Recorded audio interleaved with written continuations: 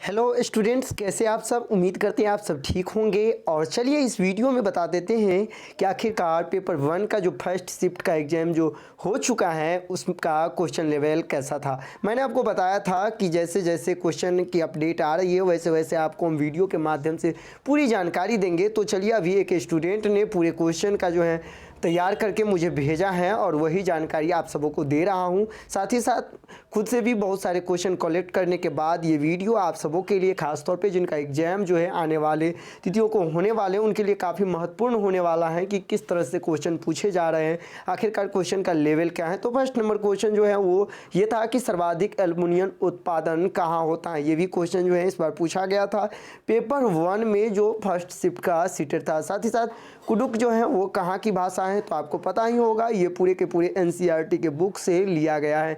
साथ ही हम कई बार आप लोग को क्लास में भी बोल चुके हैं और आपको पता भी होनी चाहिए कि पढ़ने की में जो कठिनाई होती है इस वो किससे रिलेटेड। तो आपको आने वाले परीक्षा में जो है फिर इस तरह के प्रश्न देखने पर को मिलेंगे। तो यदि अभी तक लर्निंग डिसेबिलिटी जो चैप्टर है आपका वो अभी तक नहीं पढ़े हैं तो उसको ज़रूर पढ़ लीजिए, क्योंकि लर्निंग डिसेबिलिटी से एक क्वेश्चन आपको रहने ही वाले हैं। साथ ही साथ यदि हम नक्शा की बात करें, मैप की बात करें, तो अक्सर आपने प्रीवियस ईयर के क्वेश्चन में देखे होंगे इस तरह के क्वेश्चन बार बार पूछे जाते हैं कि एक मैप पर, एक नक्शा पर 1 सेंटीमीटर को इतने किलोमीटर के रूप में दर्शाया गया है। तो फिर यदि 34 किलोमीटर को दर्शाना है तो कितने सेंटीमीटर वहाँ हम खींचेंगे या उसे मानेंगे। इस टाइप के क्वेश्चन जो है पूछा गया था। तो निश्चित तौर पे आप समझ गए होंगे इस तरह के क्वेश्चन जो है अक्सर सीटेट में पूछे जाते हैं। और इसका जो बहुत अच्छा तरीका है हम इस वीडियो में ये भी बता देते हैं कि यदि इस तरह के क्वेश्चन आपको पूछे तो क्या करना है। सिंपल में 1 सेंटीमीटर है तो आप इसे 1 सेंटीमीटर, इसके बाद 400 किलोमीटर है तो 400 आप यहाँ लिख लेंगे और फाइनली ऐसे लाइन जो है आप बट्टा में खींच देंगे। यहाँ पे सेंटीमीटर पूछ रहा है तो आप कुछ नहीं रखेंगे। इसके बाद 3400 दिया गया है तो 3400 दे करके आप जो है यहाँ पूरे का पूरे काट देंगे। काटने के बाद जो आंसर होगा वो आपको वहाँ मिल जाएंगे। अगला जो क्वेश्चन ये था कि असम, लद्दाख, जम्मू कश्मीर, राजस्थान के घरों की विशेषता का मिलान करें।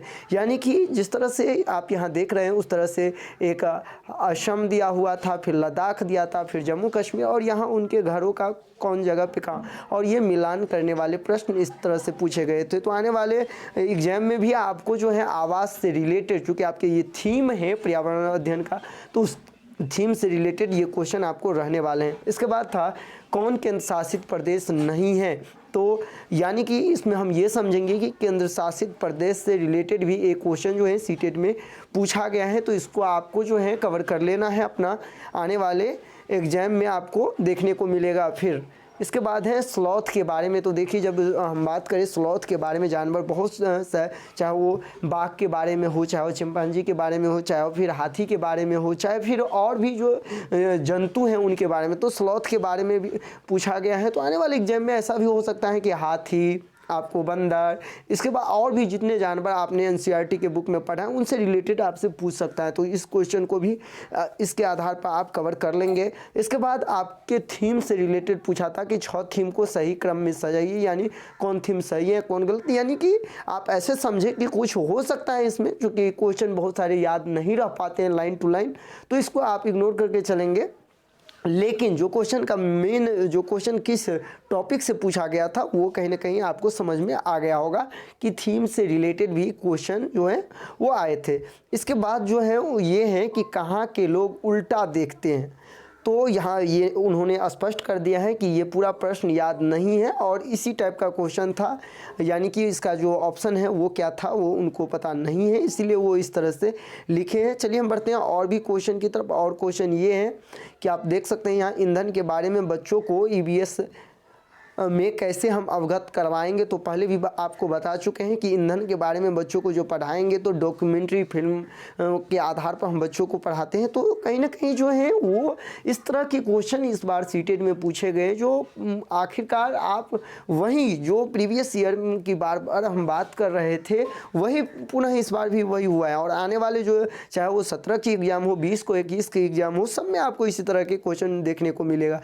गणित में अक्सर आप सुने होंगे वेन हीले के, तो वेन हीले में से पूछे गए प्रश्न, यानी कि वेन हीले का जो थ्योरी था उससे भी पूछा गया था गणित की यदि हम बात कर ले तो। इसके बाद आप देख सकते हैं मानचित्र में बच्चों को सिखाना चाहिए, यानी मानचित्र के माध्यम से हम बच्चों को क्या सिखाते हैं उनका भी जिक्र किया था। यानी अक्सर आपको जो हम बोलते थे कि पर्यावरण ईवीएस में मैप से रिलेटेड क्वेश्चन आएंगे, तो कहीं ना कहीं वो भी आप जो है वो समझ गए होंगे। इसके बाद आगे जो है वो देख रहे हैं आलू, करेला, भिंडी किसमें बीज होते हैं, और दिए गए हुए या मतलब उन्होंने ये कहा आलू, करेला, भिंडी और भी ऑप्शन थे। यहाँ देखिए ये क्वेश्चन उनका कहना था कि ऑप्शन इस तरह से बने हुए थे, और जिसमें 3-4 ऑप्शन इसमें थे, 3-4 ऑप्शन इसमें थे, इसमें भी 3-4 ऑप्शन इसमें भी, और उसमें आपको ये देखना था कि कौन ऐसा है जिसमें कि पूरे के पूरे ये हैं जिसमें बीज होते हैं। इस तरह के क्वेश्चन जो है पर्यावरण में देखने को मिला था। तो ये आप जो अभी देखे हैं इतने सारे जो क्वेश्चंस हैं वो जो है प्रथम शिफ्ट में, यानी जो 1 to 5 का एग्ज़ाम होता है उसमें ये पूछे गए थे। तो यदि हम क्वेश्चन का एनालिसिस करें और यदि मुख्य तौर पर यदि देखें तो इससे यही स्पष्ट होता है कि प्रीवियस ईयर में जितने सारे क्वेश्चन हैं, जो लेवल है, जिस टाइप से क्वेश्चन प्रीवियस ईयर में पूछे गए हैं, सेम टू सेम इस बार भी ऑनलाइन के माध्यम से जो एग्ज़ाम हो रही है उसमें भी उसी टाइप के क्वेश्चन को कहीं ना कहीं समाहित किया गया है। तो आपको बिल्कुल, यदि आपकी एग्ज़ाम जो है आने वाले या जनवरी में है या फिर अभी समय है, तो आप प्रीवियस ईयर को आधार मान के आप कवर कर सकते हैं। रात में आज हम एक वीडियो आपको देने वाले हैं जिसमें पूर्ण रूप से ये बताएंगे कि किन किन टॉपिक को आपको कवर करना है आने वाले परीक्षा के लिए, जिससे कि कहीं ना कहीं आप भी इस चीज़ को समझ करके अपनी तैयारी को और भी मजबूत करें और जल्द से जल्द जो है आप अपनी जो परीक्षा है उसके लिए तैयार हो सके। मिलते हैं नेक्स्ट वीडियो में। ये वीडियो आपको कैसा लगा आप मुझे प्रतिक्रिया दें, कमेंट करें, और यदि आपको लगता है और यदि आप एग्जाम देख करके आए हैं और भी क्वेश्चन जो है जो मैं इसमें नहीं बताया हूँ, बहुत सारे ऐसे क्वेश्चन हैं, 150 क्वेश्चन पूछे गए, तो आप मुझे कमेंट करके ज़रूर बताएं। धन्यवाद।